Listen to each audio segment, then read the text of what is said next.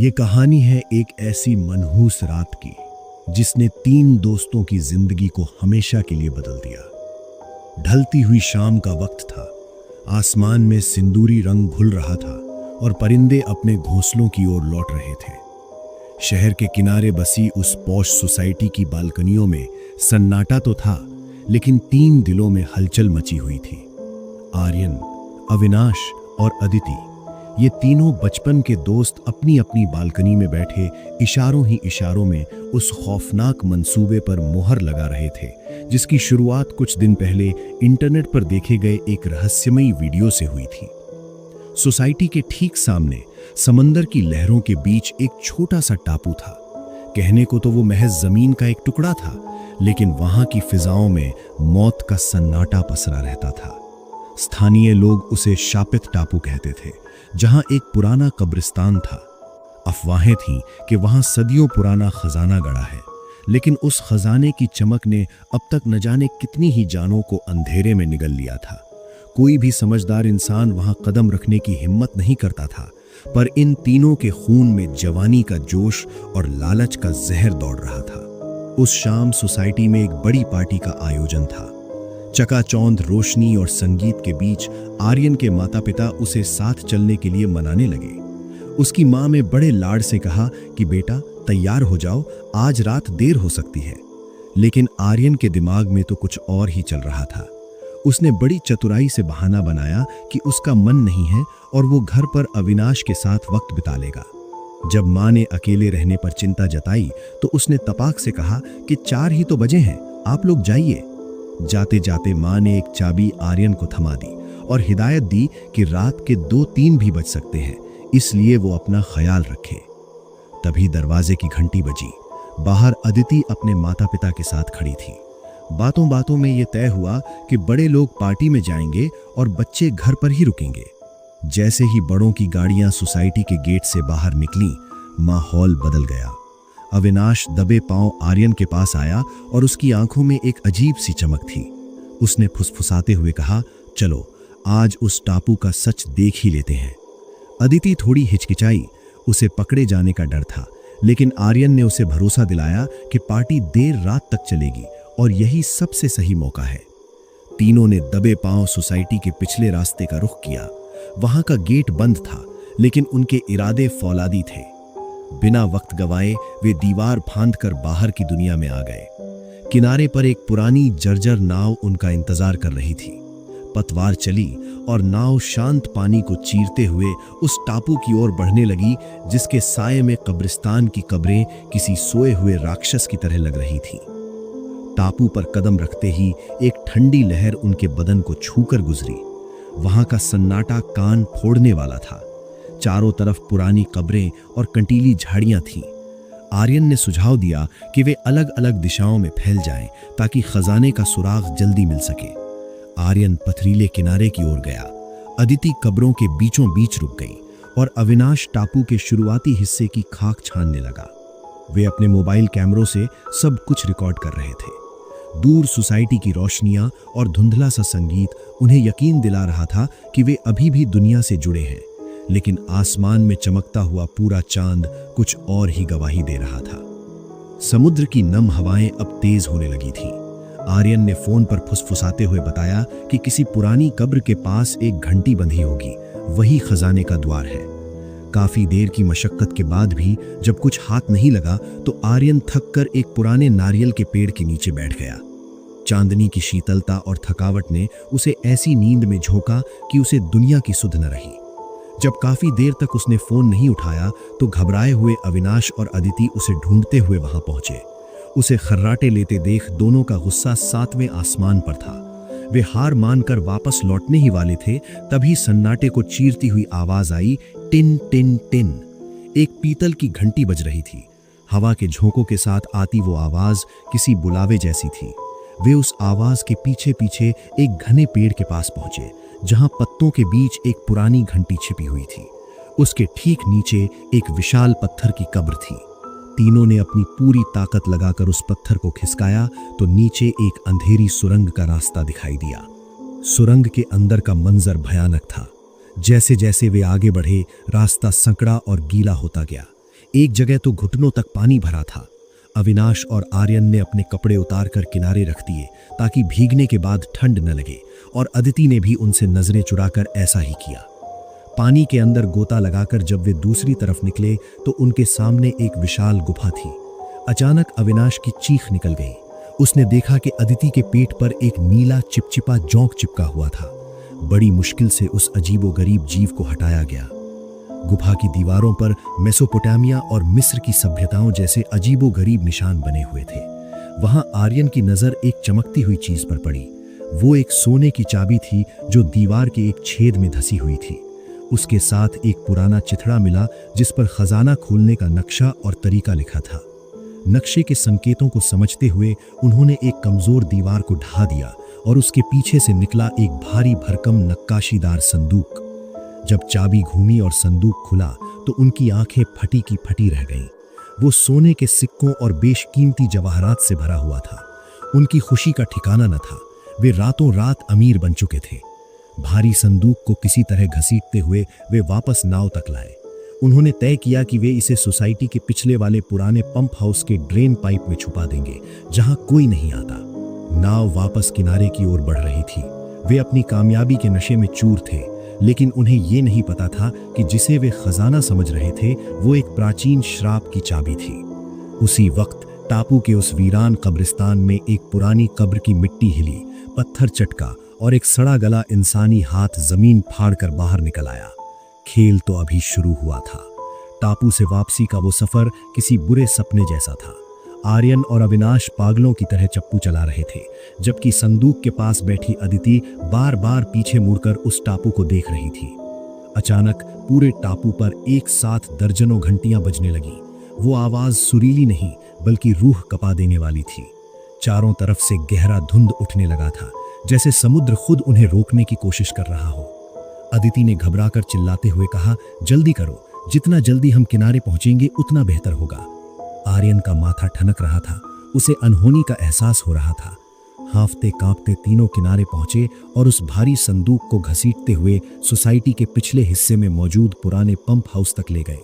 वहां एक जंग लगा ड्रेन पाइप था जिसके अंदर उन्होंने उस सुनहरे राज को दफना दिया। जब तीनों अपने अपने घरों में सुरक्षित पहुंच गए तो एक पल के लिए उन्हें लगा कि जंग जीत ली गई है। उन्होंने एक दूसरे को गले लगाया। अविनाश ने मुस्कुराते हुए कहा, आज की नींद सबसे सुकून भरी होगी। हमारी किस्मत बदल गई है। रात के 12 बज रहे थे। सोसाइटी के हॉल में अभी भी पार्टी का शोर था, लेकिन ये तीनों अपने कमरों में गहरी नींद में सो चुके थे। अविनाश 5वीं मंजिल पर था, आर्यन 6ठी पर और अदिति 7वीं पर। अचानक सन्नाटे को चीरती हुई आर्यन के दरवाजे पर दस्तक हुई। ठक ठक ठक। नींद के आगोश में डूबे आर्यन ने पहले उसे अनसुना किया, लेकिन जब दोबारा दस्तक हुई तो उसकी आंख खुल गई। उसने सोचा शायद माँ बाप आ गए होंगे, लेकिन फिर ख्याल आया कि उनके पास तो अपनी चाबी थी। तभी उसके फोन की स्क्रीन जल उठी। अदिति का फोन था। उसकी आवाज कांप रही थी।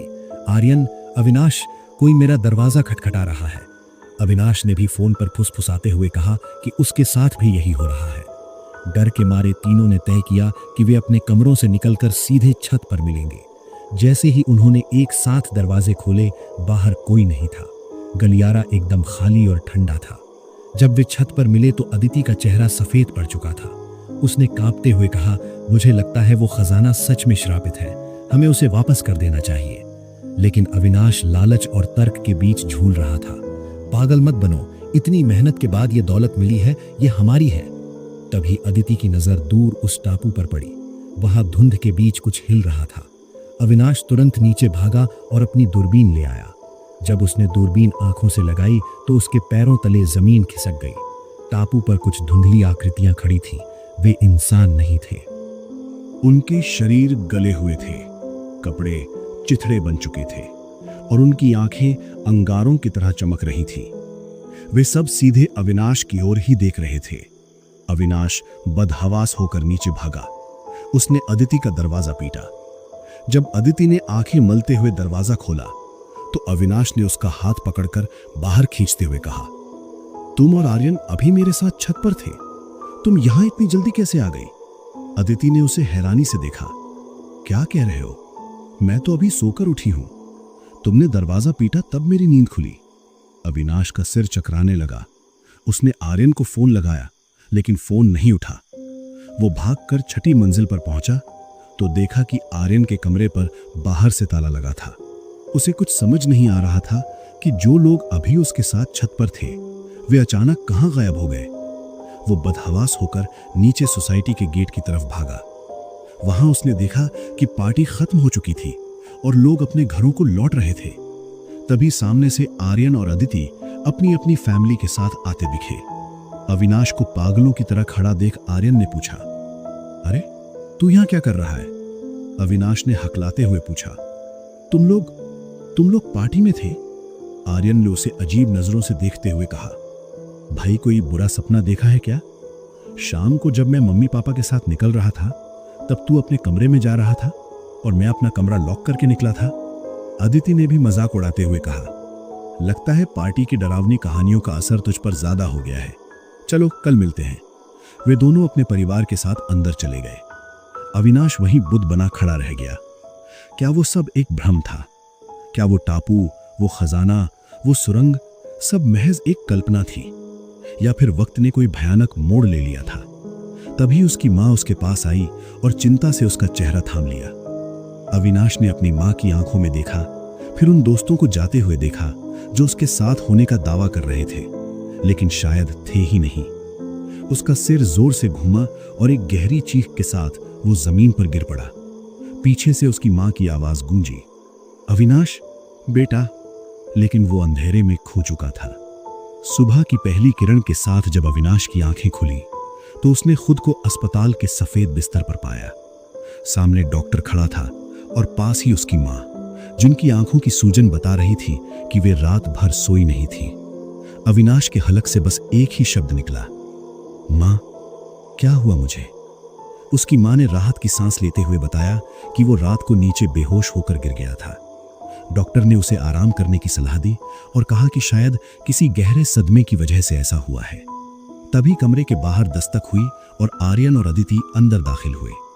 उन्हें देखते ही अविनाश के भीतर खौफ और गुस्से की एक लहर दौड़ गई। उसने कड़वाहट से कहा, तुम दोनों यहां, अब और कौन सा तमाशा करना बाकी है? आर्यन और अदिति ने मासूमियत का ऐसा मुखौटा पहन रखा था कि कोई भी धोखा खा जाए। वे बार बार यही कह रहे थे कि वे रात भर पार्टी में थे और उन्हें कुछ नहीं पता। जब अविनाश ने उन्हें सारी बात विस्तार से बताई तो आर्यन ने माथे पर बल लाते हुए पूछा, भाई अगर हम तेरे साथ नहीं थे तो फिर वो कौन था? और तूने वो संदूक कहां छुपाया है? अविनाश उन्हें लेकर सोसाइटी के पीछे उस पुराने पंप हाउस तक भागा, लेकिन वहां ड्रेन पाइप के अंदर सिवाय धूल और मकड़ी के जालों के कुछ नहीं था। वो संदूक गायब हो चुका था। आर्यन ने हंसते हुए कहा, दोस्त मुझे लगता है तूने कोई बहुत ही खौफनाक सपना देखा है। लेकिन अविनाश हार मानने वालों में से नहीं था। उसने जिद की कि वो शाम को उन्हें उसी टापू की उसी जगह पर ले जाएगा जहां से उसने वो संदूक निकाला था। शाम ढलते ही तीनों एक बार फिर उस पुरानी नाव में सवार होकर उस शापित टापू की ओर चल दिए। टापू पर कदम रखते ही सन्नाटा और गहरा गया। तभी अदिति की आवाज बदली बदली सी लगने लगी। उसने हवा में हाथ लहराते हुए कहा, पता है अविनाश, आज की रात यहां बलि दी जाती है उन प्यासी रूहों की शांति के लिए जिन्हें सदियों से जिंदा दफना दिया गया था। आर्यन ने चौंक कर पूछा, क्या बक रही है तू? कैसी बलि?